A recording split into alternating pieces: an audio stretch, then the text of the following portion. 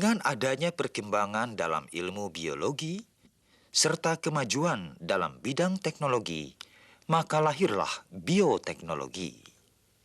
Bioteknologi antara lain meliputi bidang-bidang rekayasa genetika, biokimia, dan mikrobiologi. Kali ini, kita khusus akan membicarakan bioteknologi di bidang mikrobiologi. Tahukah kalian apa saja yang dipelajari dalam mikrobiologi? Ya, dalam mikrobiologi dibahas segala seluk-beluk mengenai mikroorganisme atau mikroba. Apakah mikroorganisme atau mikroba itu? Mikroba adalah makhluk yang sangat kecil, yang karena kecilnya maka hanya dapat dilihat dengan mikroskop. Mikroba ini terdapat di mana-mana, di tanah, di air, di udara, maupun jasad hidup. Yang termasuk mikroorganisme atau mikroba adalah virus, bakteri, jamur, alga mikroskopis, dan protozoa. Mikroorganisme atau mikroba ada yang merugikan. Di antaranya dapat menyebabkan sayuran dan buah-buahan menjadi busuk, serta nasi atau roti menjadi berjamur.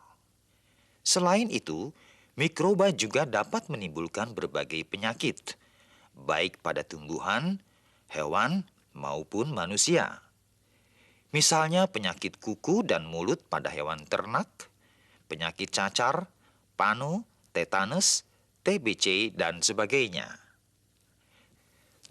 Tetapi banyak juga mikroorganisme atau mikroba yang menguntungkan, sehingga dapat dimanfaatkan oleh manusia. Jamur misalnya, karena dapat membantu proses fermentasi bahan-bahan makanan tertentu. Sejak dulu dimanfaatkan antara lain untuk membuat tape, tempe, dan oncom. Fermentasi adalah proses perombakan dari senyawa yang lebih kompleks menjadi senyawa yang lebih sederhana oleh enzim dengan bantuan mikroba dalam keadaan anaerob. Beberapa hasil dari proses fermentasi pada bahan makanan menguntungkan bagi kita.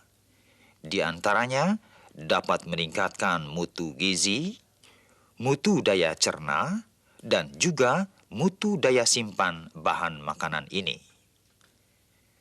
Tempe misalnya merupakan contoh hasil fermentasi mutu daya cerna.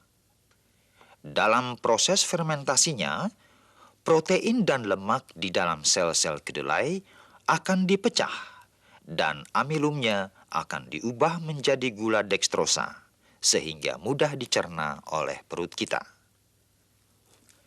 Sedangkan keju merupakan contoh hasil fermentasi yang meningkatkan mutu gizi dan mutu daya simpan. Keju merupakan hasil fermentasi dari lemak susu oleh jamur. Jamur dan bakteri dimanfaatkan juga dalam industri farmasi karena dapat menghasilkan zat antibiotika. Jamur dan bakteri penghasil zat antibiotik setelah dikultur dalam medium fermentasi yang cocok, selanjutnya diisolasi untuk memperoleh biakan murni. Kemudian, zat antibiotik yang dihasilkannya diekstrasi untuk dibuat berbagai bentuk obat-obatan antibiotik. Nah, sekarang kita melihat kembali bagaimana proses pembuatan tape dan tempe yang merupakan makanan tradisional kita dan yang mempunyai nilai gizi yang tinggi. Dalam pembuatan tape, jamur yang diperlukan adalah Saccharomyces cerevisiae atau yang lebih dikenal sebagai ragi tape. Pertama-tama, masaklah singkong. Apabila singkong rebus sudah dingin benar, sedikit demi sedikit taburi dengan ragi sampai merata. Kemudian, tutupi dengan daun pisang atau plastik untuk menciptakan keadaan anaerob. Lalu letakkan di tempat yang terlindung dari sinar matahari. Periksalah suhunya setiap hari, tetapi jangan dibuka.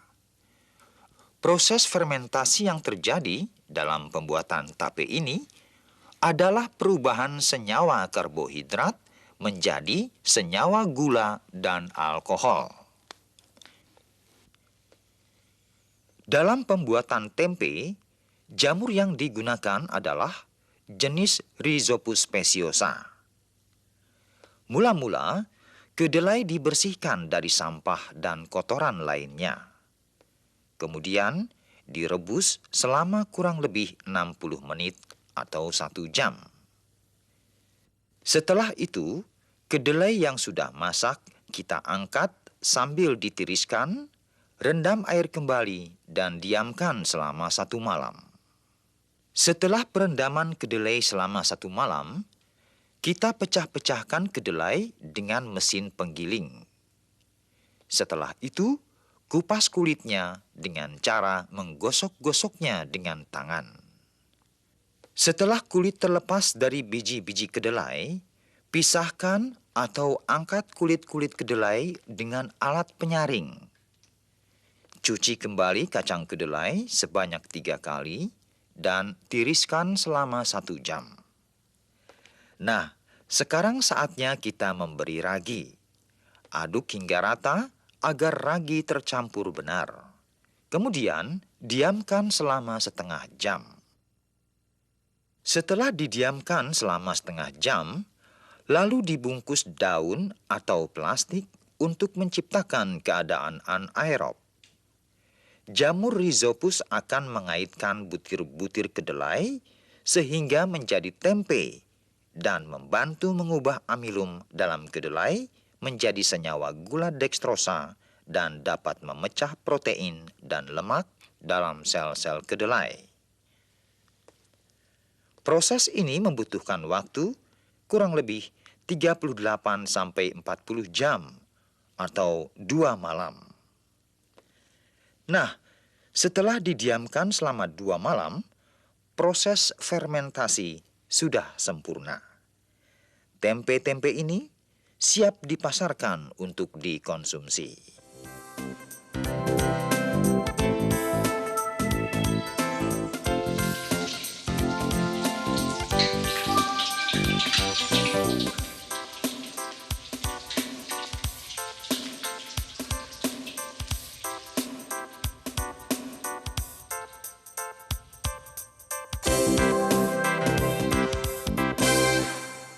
Seiring dengan kemajuan ilmu dan teknologi, semakin banyak sifat-sifat mikroba yang dapat diketahui manfaatnya. Di antaranya, dapat dimanfaatkan untuk membuat yogurt dan nata de coco atau sari kelapa.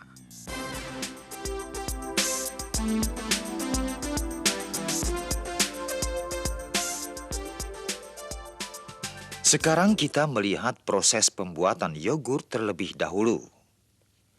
Untuk menentukan kelayakan susu dapat dikonsumsi atau tidak, sebelum susu diolah, kita harus melakukan uji alkohol menggunakan alat yang disebut gun tester.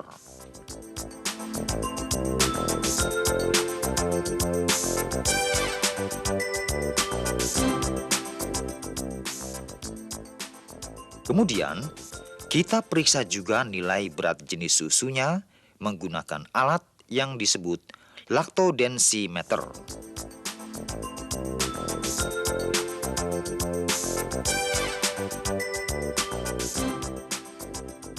Tahap berikutnya adalah melakukan pemisahan susu. Pemisahan susu ini dilakukan untuk memisahkan krim dari skim susu menggunakan alat yang disebut krim separator.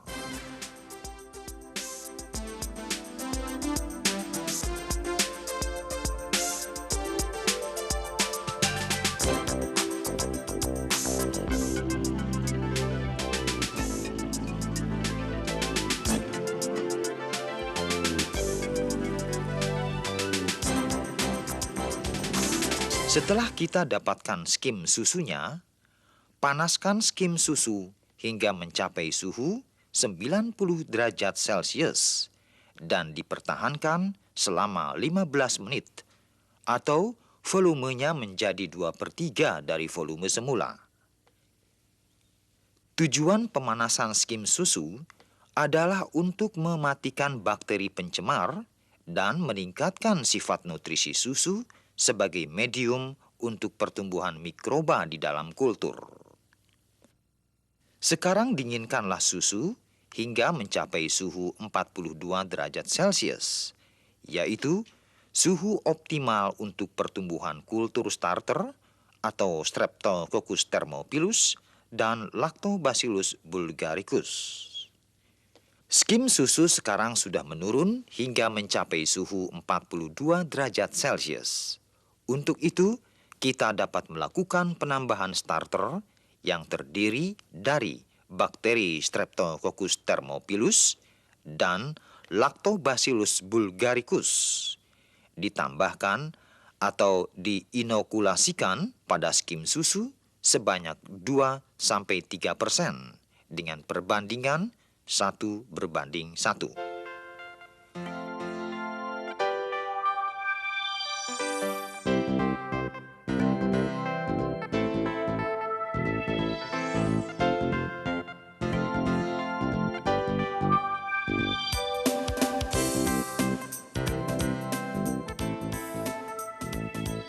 Aduklah campuran skim susu dan starter hingga merata.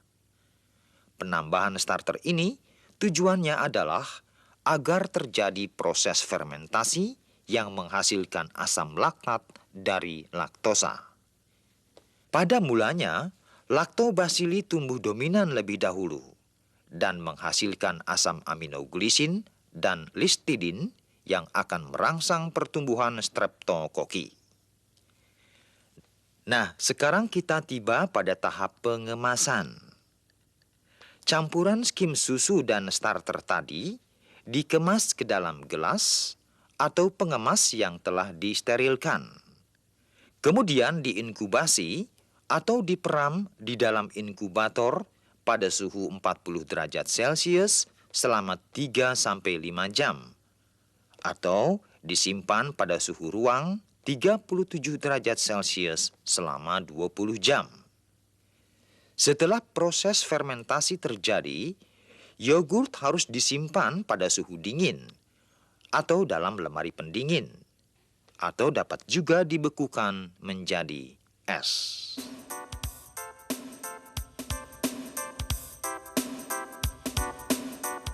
Sekarang bagaimana proses pembuatan sari kelapa? Pertama-tama adalah pembuatan bibit Acetobacter psyllinum dan selanjutnya adalah pembuatan nata lembaran atau nata de coco. Sekarang kita melihat proses pembuatan Acetobacter psyllinum terlebih dahulu. Bibit Acetobacter psyllinum dapat diperoleh dari kultur ampas nenas. Caranya adalah demikian. Sediakan buah nanas matang yang masih keras, lalu dikupas dan diparut atau dihancurkan. Kemudian, peras dengan kain saring agar jus atau filtratnya keluar. Ambil ampasnya, Lalu sediakan air kelapa dan gula pasir. Campur ampas dengan air kelapa dan gula pasir dengan perbandingan 6 bagian ampas berbanding 3 bagian air kelapa dan 1 bagian gula. Kemudian aduk sampai rata.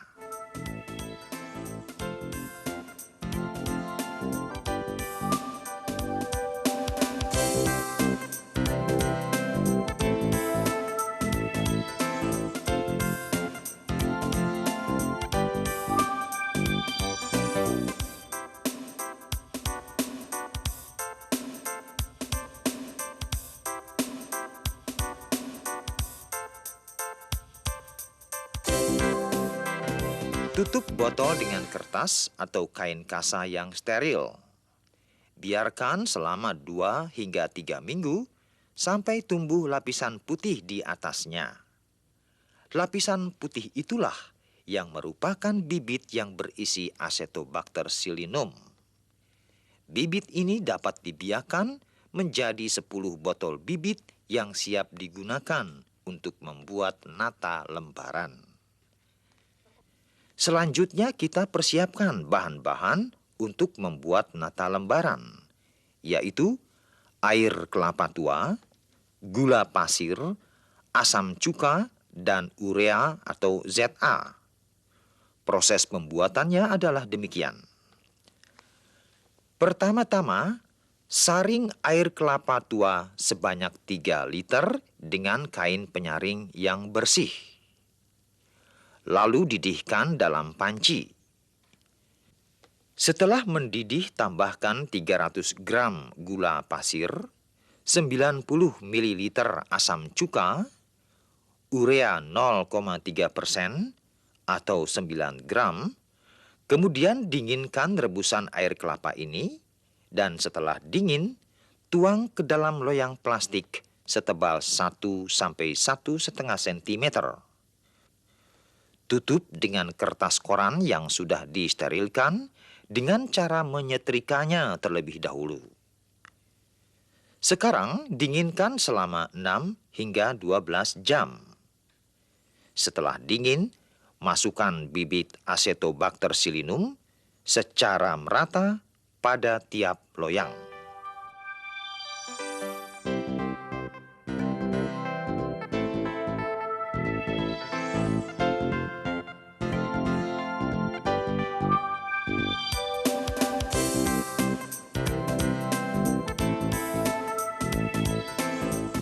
Tutup kembali, diamkan selama 2 minggu, dan tidak boleh digoyang-goyang atau dibuka. Nah, disinilah terjadi proses fermentasi. Setelah 2 minggu, nata lembaran sudah jadi atau terbentuk. Keluarkan nata lembaran dan buang lapisan bagian bawahnya dengan pisau.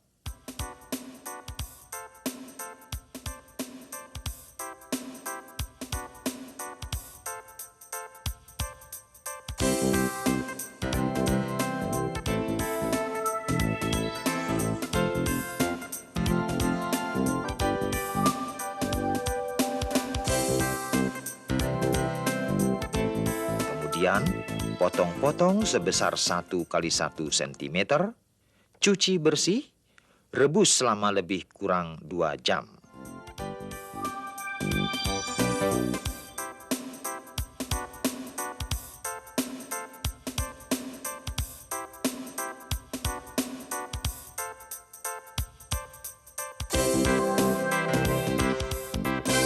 Setelah itu, buang airnya. Rendam lagi selama 1 malam. Lakukanlah proses ini berturut-turut selama 3 hari untuk menghilangkan rasa asam.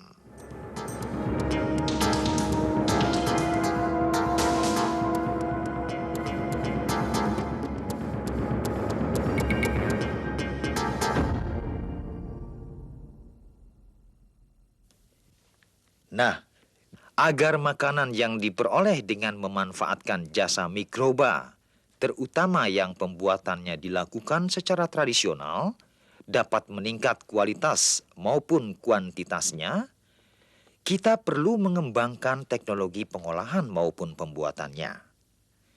Mulai dari pemilihan bahan, sarana yang dipakai, penyimpanan, sampai dengan pengepakannya. Kebersihan merupakan hal penting yang harus diperhatikan. Karena walaupun ragi yang kita gunakan adalah ragi yang baik kualitasnya, mungkin saja dapat dirusak oleh mikroba lain yang melekat pada alat atau tangan yang kotor. Akibatnya, makanan yang dihasilkan malah akan menjadi busuk.